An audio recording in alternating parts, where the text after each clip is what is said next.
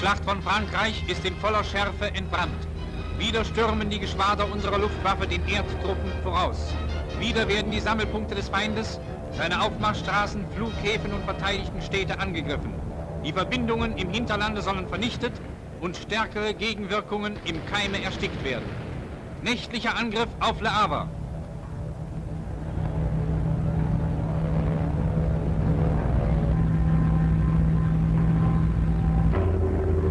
Die Hafenanlagen sind schwer getroffen. Überall brennt es lichterloh.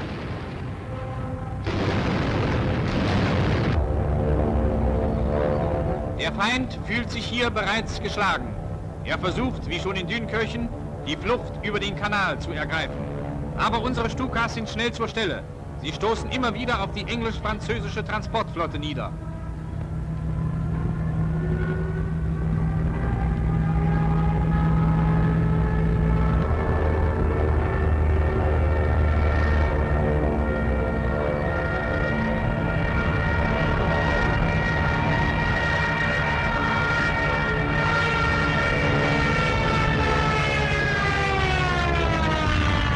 Wird unmöglich gemacht. Andere Verbände operieren über Land und bombardieren fast pausenlos die militärischen Anlagen und Eisenbahnknotenpunkte des Feindes.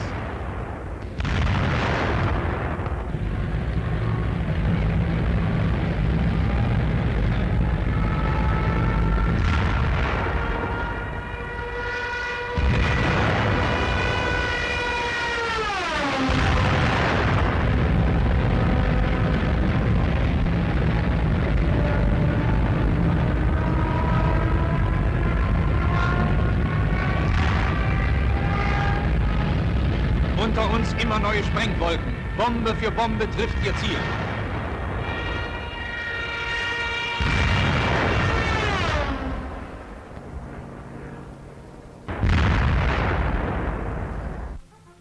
Der rechte Flügel des Heeres eröffnete die neue Offensive von Amiens aus. Er stieß längs der Küste gegen die untere Seine, gegen Rouen und Le Havre vor. Durch Amiens vorüber an der Kathedrale, die in den Kämpfen völlig unversehrt geblieben ist, rollt der Nachschub. Die Generalrichtung ist Südwest.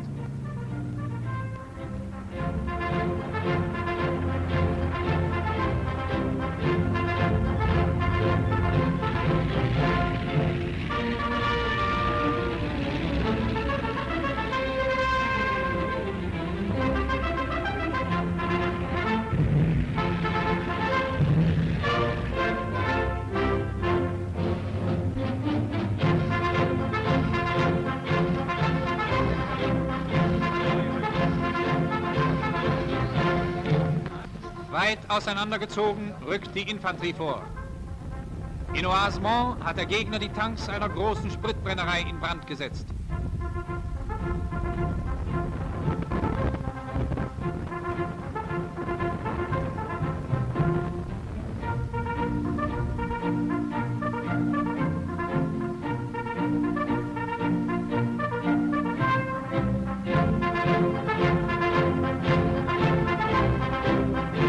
Überall sieht man die Spuren des geflohenen Feindes, der nichts unzerstört in die Hände der deutschen Truppen fallen lassen will. Das Vieh, das auf den Feldern umherirrt, wird von Sonderkommandos zusammengetrieben. Die Kühe sind mehrere Tage nicht gemolken worden.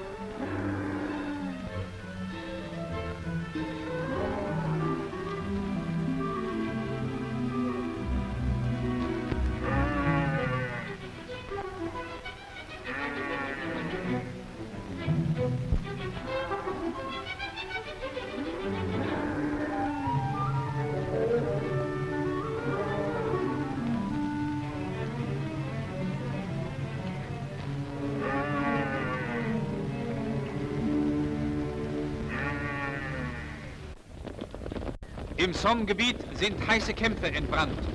Artillerieprotzen gehen zum Stellungswechsel nach vorn.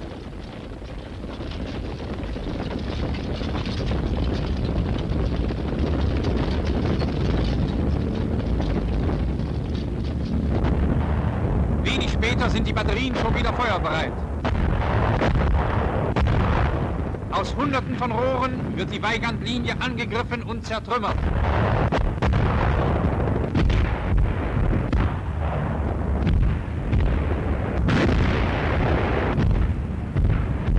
Infanterie wartet auf den Befehl zum Einsatz.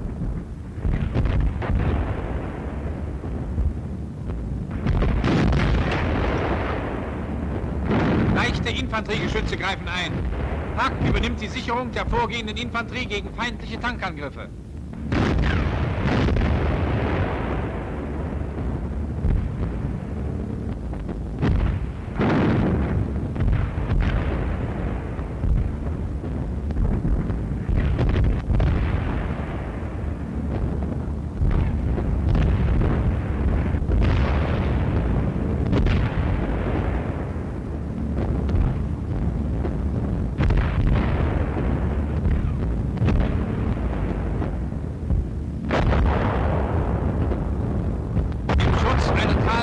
Greifen französische Panzer an.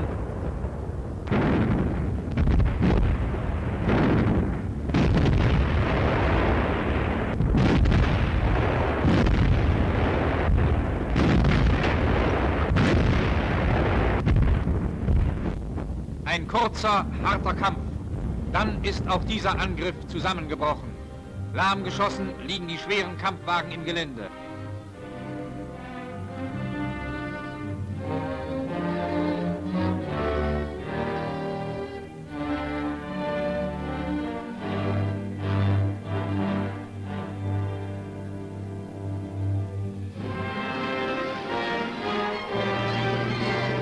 Der Übergang über die Somme ist erzwungen.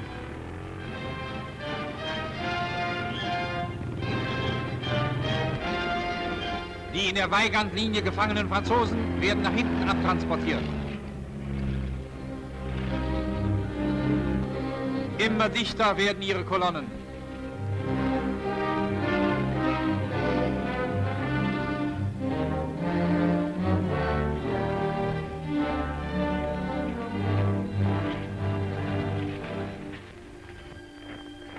Frische deutsche Reserven ziehen an ihnen vorüber.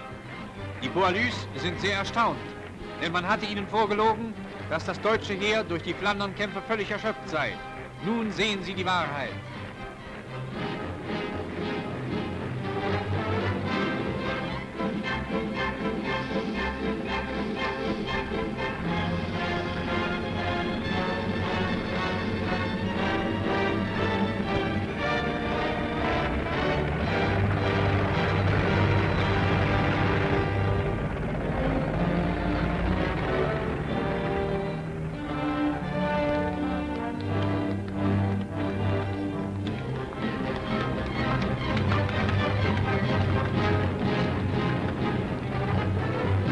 Eilmärschen geht es wieder der Küste entgegen.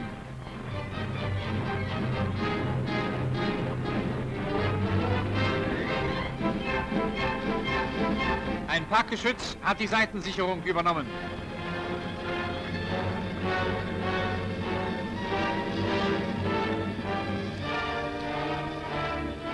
Hier geht eine Infanterieabteilung in breiter Front vor.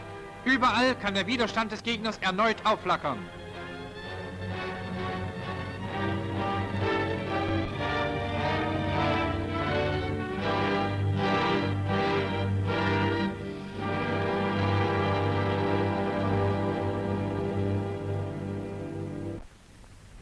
Pékin ist erreicht, eine wichtige Etappe auf dem Wege nach Le Havre.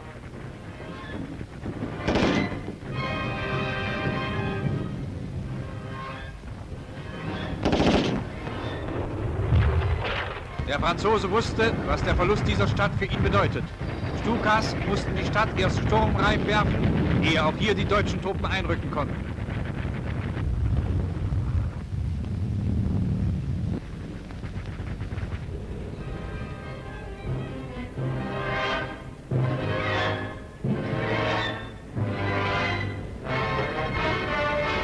An der Küste sofort eingesetzte Flak beschießt einen französischen Transporter.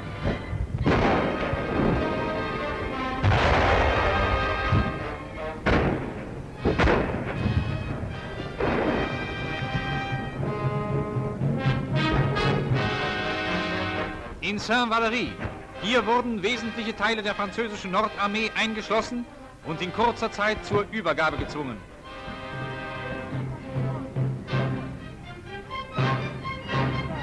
Ein englischer General, 5 französische Generäle und 26.000 Mann fielen unseren siegreichen Soldaten in die Hände.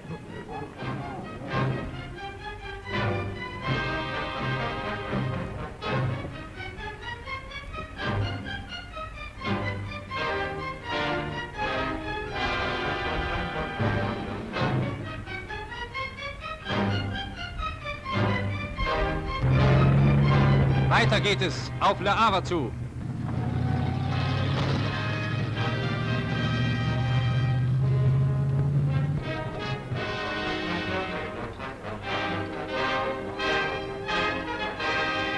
Straßensperren und Minen werden beseitigt.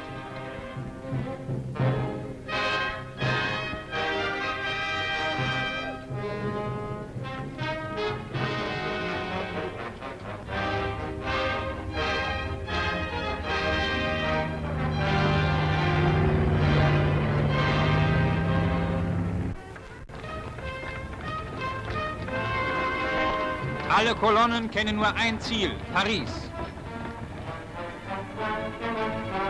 Andere starke Verbände haben sich währenddessen an die untere Seine herangearbeitet. Im Schutze von leichter Flak geht der Übergang vonstatten. Die Franzosen hatten alle Brücken restlos zerstört. In kurzer Zeit wurde jedoch von unseren Pionieren für neue feste Übergänge gesorgt. Diese Brücke hält auch bei schwerster Belastung.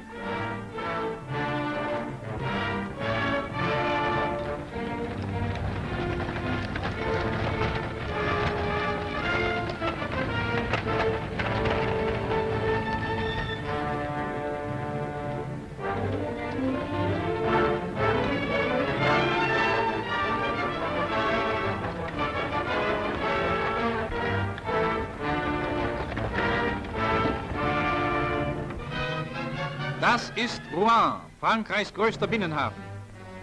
Generaloberst von Kluge bei seinen vormarschierenden Truppen. Die Franzosen verteidigten Rouen besonders zäh. Hier wurde am 30. Mai 1431 die Jungfrau von Orléans von den Engländern verbrannt. Jetzt soll sie den Franzosen gegen die Deutschen helfen und die Engländer beten zu ihr in ihren Kirchen. Sie wollen sogar eine Wiedergabe ihres Denkmals in einer Londoner Kathedrale aufstellen. Eine Zeitung schlug allerdings vor, sie sollten sie aus Holz machen, damit sie nach Bedarf wieder verbrennen können. Erbittert wird um das Hafengebiet gekämpft.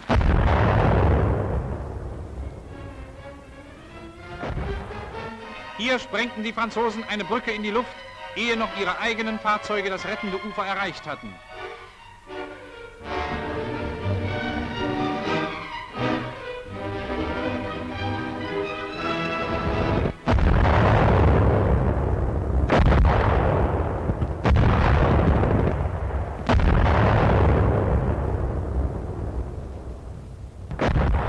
Eine dicke, schwarze Wolke liegt über der Stadt. Ganze Teile von Rouen stehen in Flammen.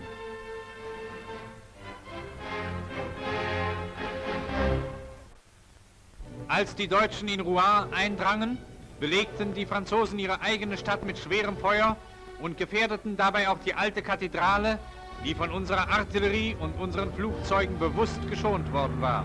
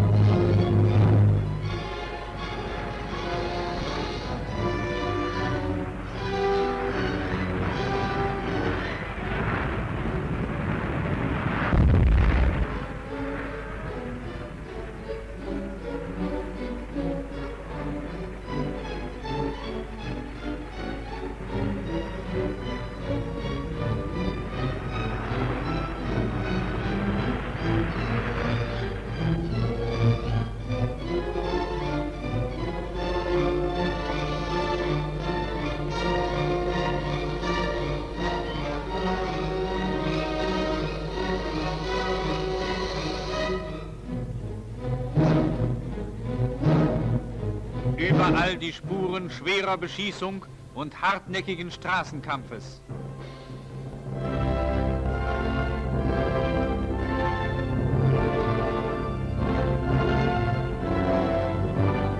Deutsche Soldaten greifen sofort ein, um die herrliche Kathedrale vor der Zerstörung zu bewahren.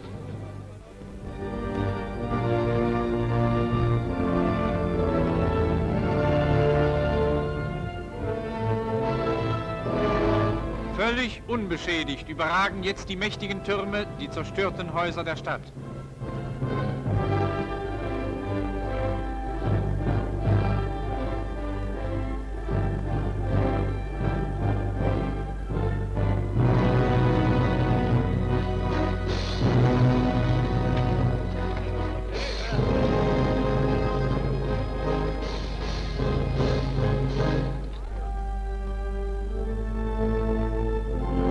Das ist der Krieg der englisch-französischen Plutokraten, den sie leichtfertig vom Zaune brachen, ohne sich über die Folgen ihrer Freveltat auch nur entfernt im Klaren zu sein. Im Schlepptau Londons und als hörige Vertreter der englischen Hetzer wollte Monsieur Renaud den sinnlos gewordenen Widerstand fortsetzen, um für die englischen Lords nicht nur bis zum letzten Poilu, sondern auch bis zum letzten französischen Haus und Hof zu kämpfen.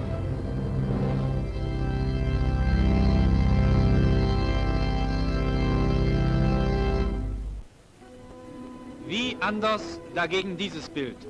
Kaum haben die deutschen Truppen eine Stadt hinter sich gebracht, rücken die Kolonnen der NSV heran. Sie versorgen die notleidende Bevölkerung mit Brot und warmem Essen.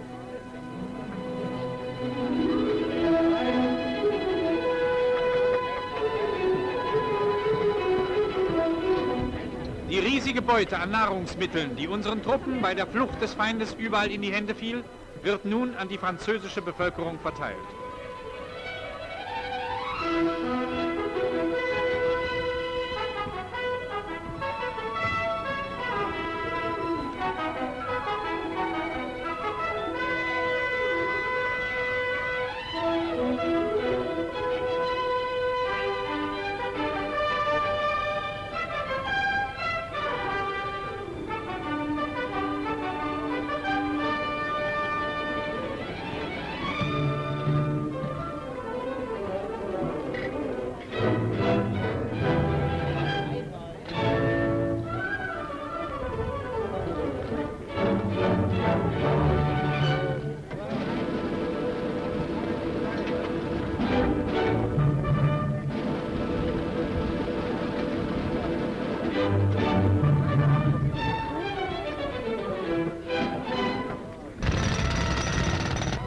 Auch die Organisation Todt ist sofort zur Stelle, um die ersten Aufräumungsarbeiten zu leisten.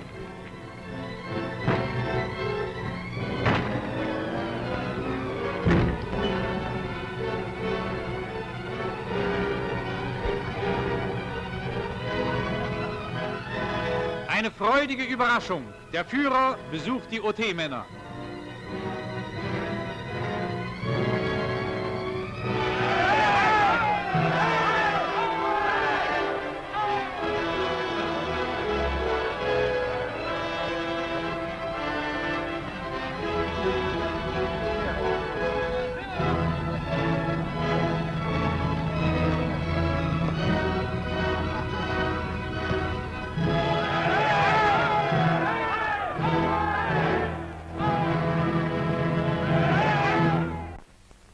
Im Zentrum der Front stießen unsere Truppen über Péronne, Noyon und Compiègne gegen Paris vor. Bombardement von Péronne.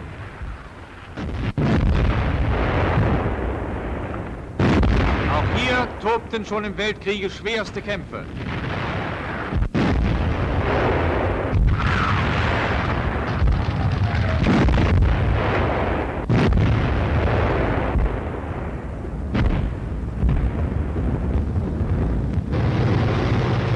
Nach der Artillerievorbereitung geht es in die Stadt hinein.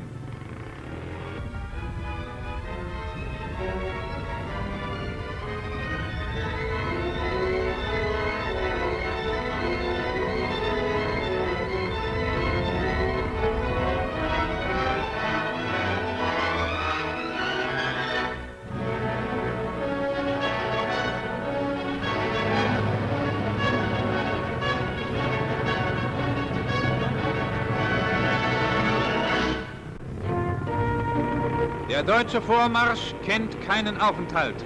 Jedem Mann steht das eine große Ziel vor Augen: Paris.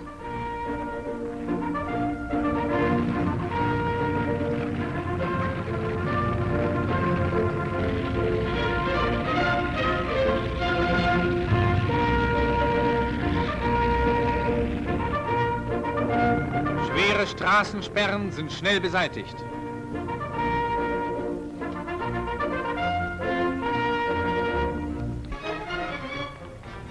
Nach kurzen, erbitterten Kämpfen war auch hier die Weigandlinie, die letzte Hoffnung Frankreichs, schnell überwunden.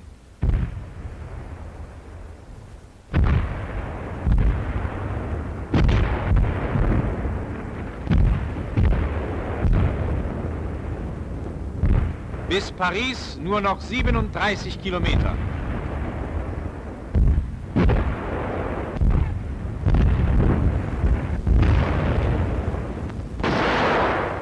Achtung!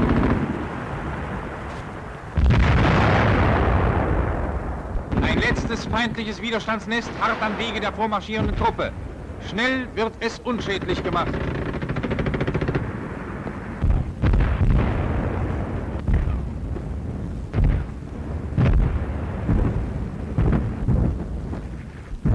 In der Nähe von Noyon machte General Stumme, der mit der Spitze seiner Truppen vorging, zusammen mit seinem Adjutanten unerwartet mehrere Gefangene. Zunächst waren es nur 2.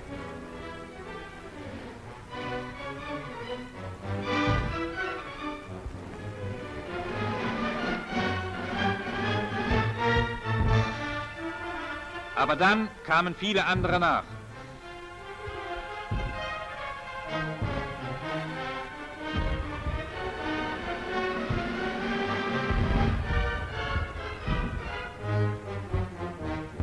Und zwischen den Gefangenen immer wieder das bunte Völkergemisch aus aller Herren Länder, Kulturträger der Grande Nation, in Wirklichkeit eine Kulturschande für die weiße Rasse.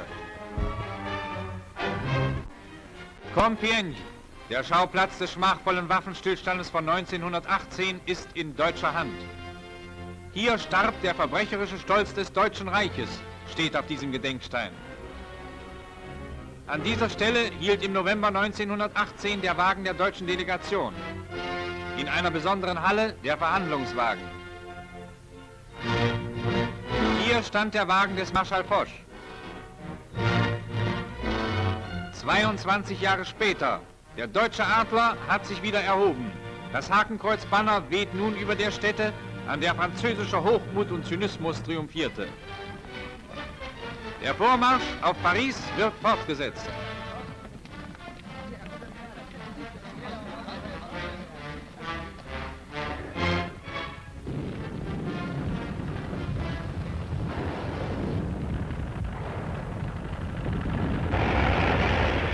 Nach den ersten Wellen des deutschen Sturmes werden umgangene Ortschaften vom Feind gesäubert und nach abgesprengten Truppen durchsucht.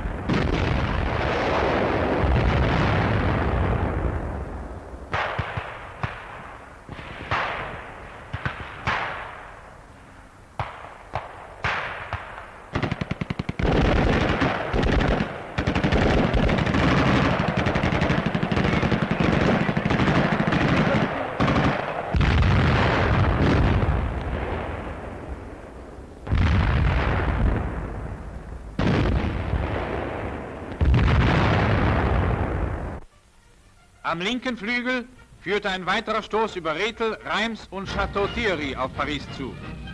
Es geht wieder historischen Schlachtfeldern des Weltkrieges entgegen.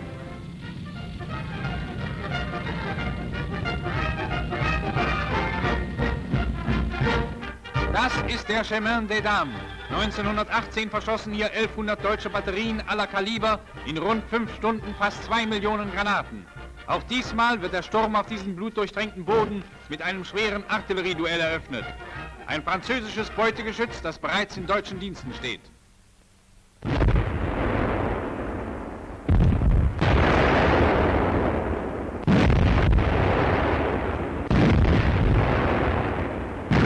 Im Schutze der Artillerie geht es über Kanäle und Flussläufe vorwärts der Aisne entgegen.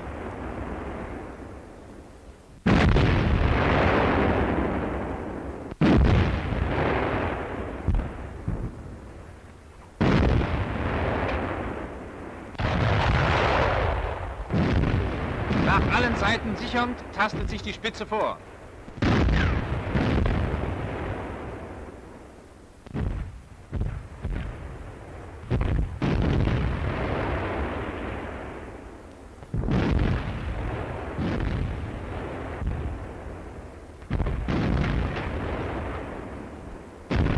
Konvois fahren heran. Immer wieder müssen Brücken für die schweren Waffen geschlagen werden.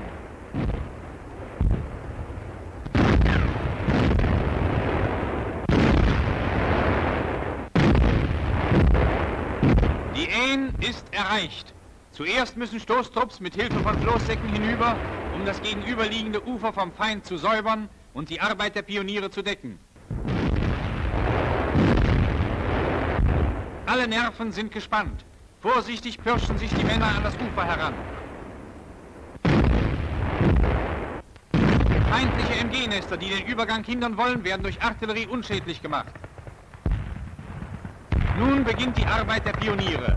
Im feindlichen Feuer wird fieberhaft gebaut. Aber wie bei einer Übung klappt jeder Griff. Nirgends merkt man eine Unruhe. Die Infanterie rückt inzwischen weiter vor.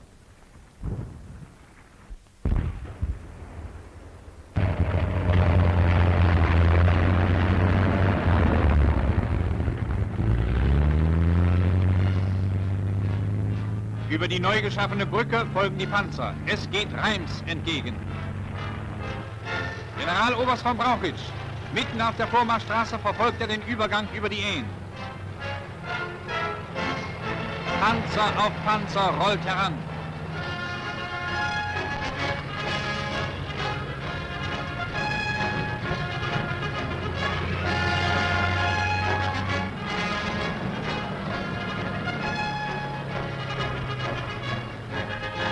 Es geht durch den Staub der Champagne. Die Sonne brennt heiß auf die Marschwege herab. Zur Sicherung gegen überraschende Tankangriffe ist die Panzerabwehr stets mit vorn.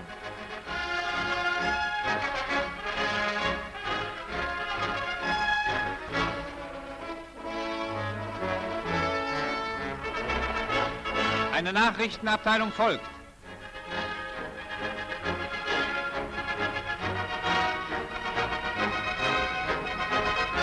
An vielen Stellen wird die Aisne überschritten.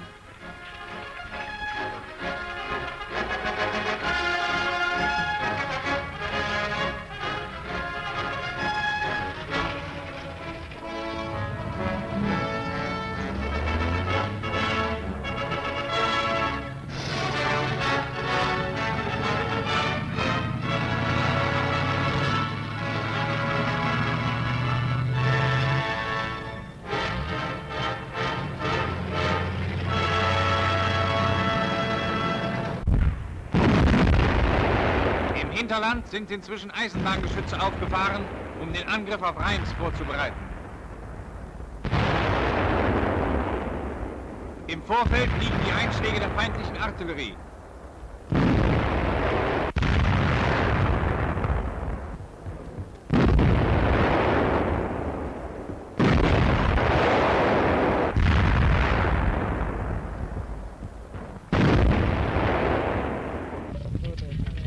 Feldgeschütze gehen nach vorn.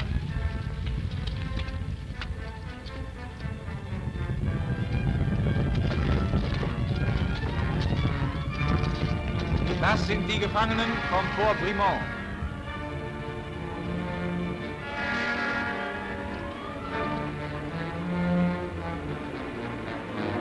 Dieser starke Eckpfeiler der befestigten Stadt Reims zeigt die vernichtende Wirkung unserer Stukas und unserer schwersten Artillerie.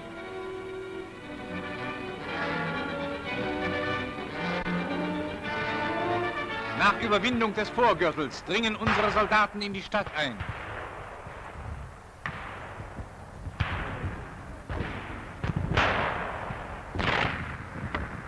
Der Feind verteidigte sich hier bis zum letzten Augenblick. Überall kam es zu Straßenkämpfen. Der deutsche Sturm aber war nicht aufzuhalten.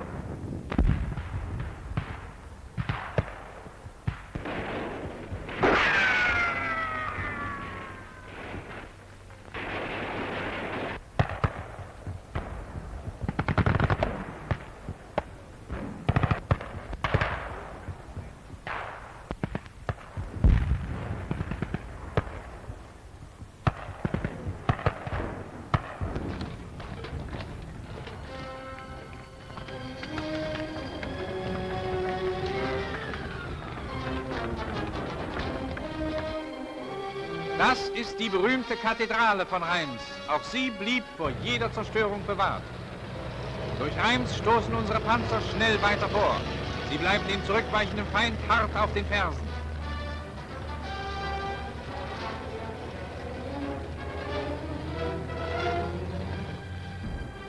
Vor uns Tagnon.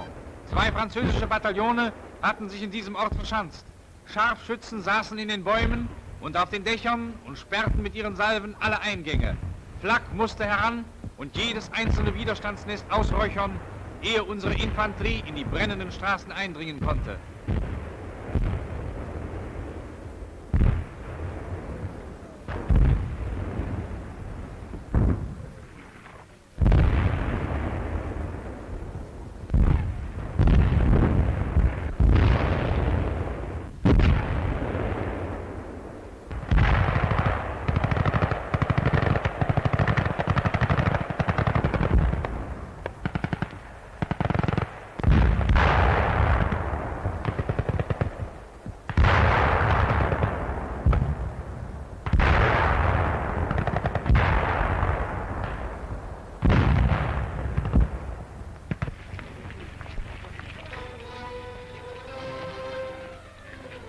Was von dem verbissen kämpfenden Gegner übrig blieb, wird in die Gefangenschaft abgeführt. Ein Voraustrupp tastet sich über den Fluchtweg der Franzosen nach Château Thierry vor. Noch soll der Poilu in der Stadt sein. Jedes Haus muss genau untersucht, jede Straßenkreuzung erst gesichert werden.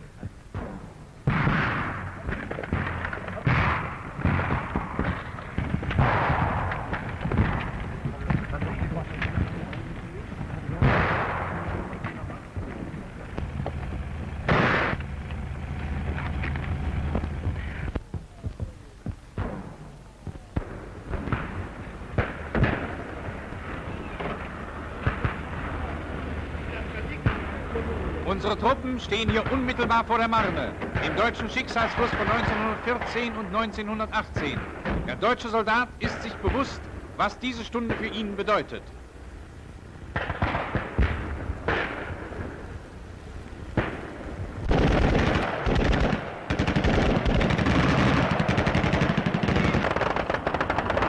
Ein MG sichert den Übergang der Stoßtrupps über den Fluss.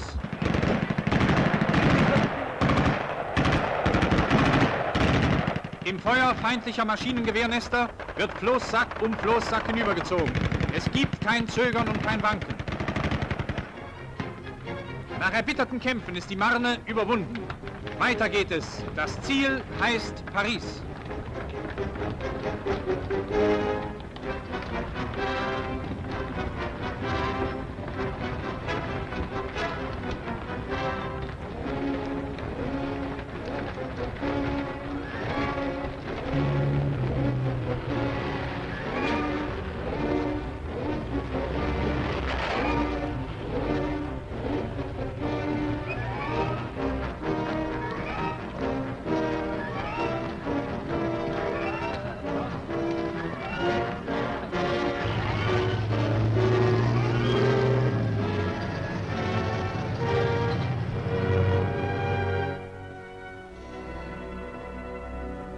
Die Märsche waren lang und in der Sonnenglut besonders schwer.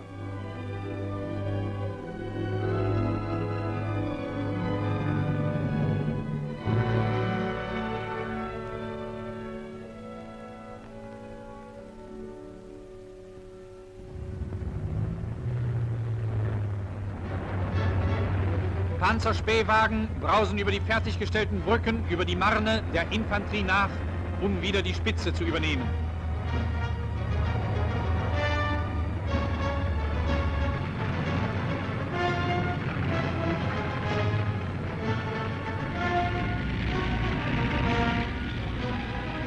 Generalleutnant Ritter von Speck, der in den weiteren Kämpfen gefallen ist. Diese Pontonbrücke trägt selbst schwerste Panzer.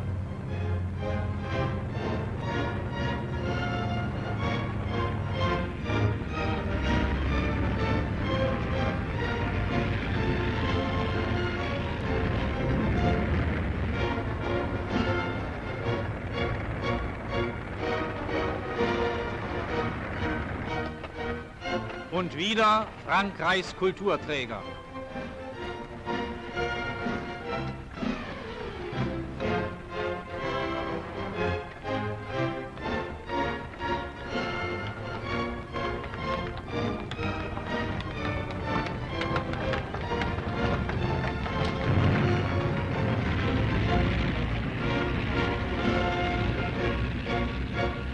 Die Reihe der Panzerkampfwagen reißt nicht ab.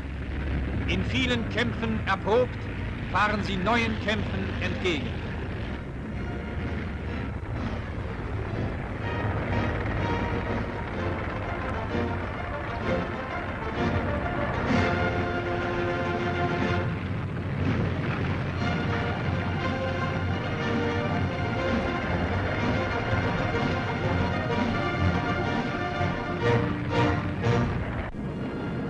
Unsere Truppen verfolgen rastlos den zurückweichenden Feind. In den Vorstädten von Paris setzte er noch Benzin- und Öltanks in Brand.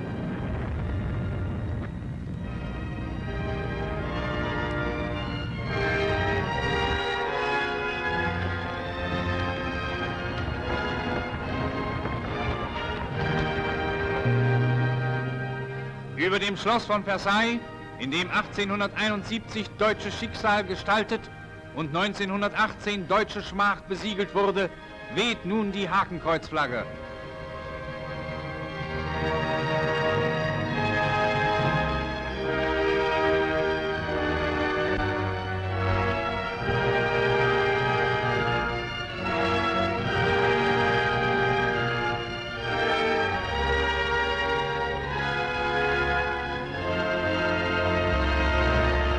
Paris, das heiß ersehnte Ziel, ist erreicht.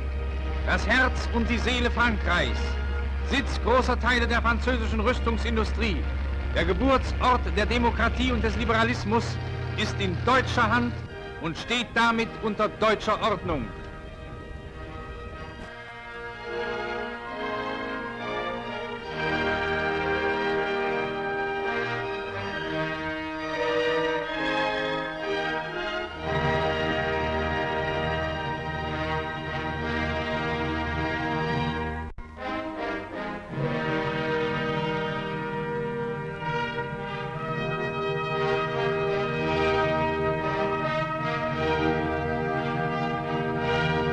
Auf dem Eiffelturm wird die Reichskriegsflagge gehisst.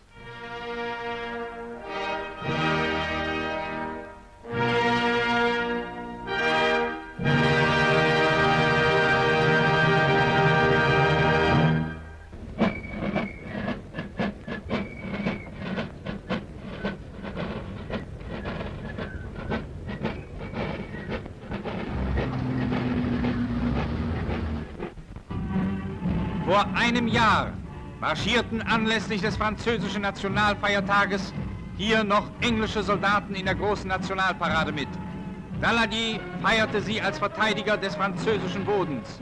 In Dünkirchen verwelkten diese Vorschusslorbeeren sehr schnell. Nichts blieb mehr vom Dünkel und Hochmut der englisch-französischen Plutokraten übrig.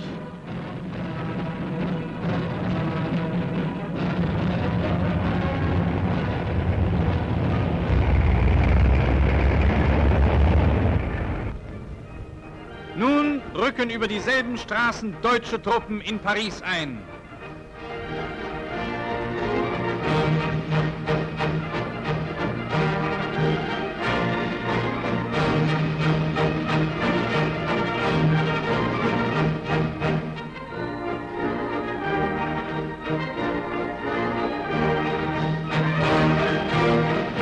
Generaloberst von Bock und General der Artillerie von Küchler nehmen im Vorbeimarsch ihre Truppen ab.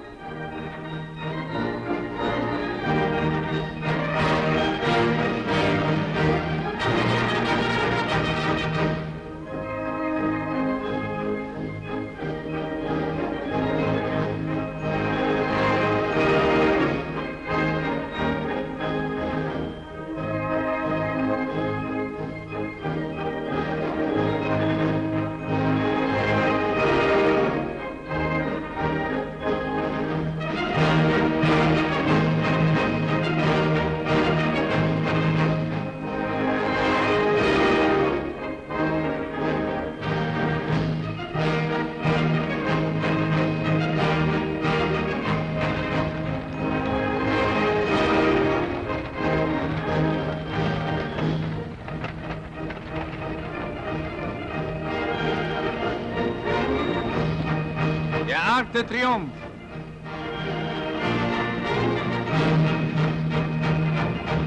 Place de la Concorde.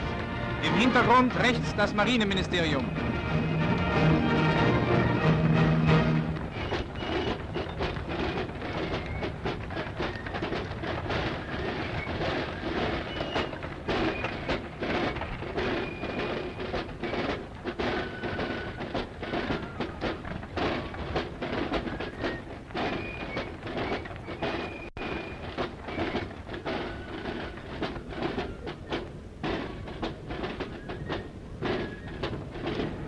Der Invalidendom, in dem Napoleon I. beigesetzt ist.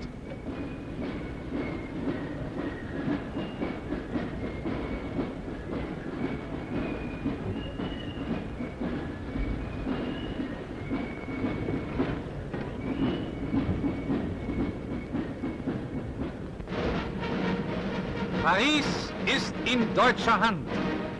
Die sofort anschließende Eroberung Verduns und die Einschließung der Maginot-Linie veranlassten Marschall Pétain zu der Erklärung, dass Frankreich nunmehr die Waffen niederlegen müsse.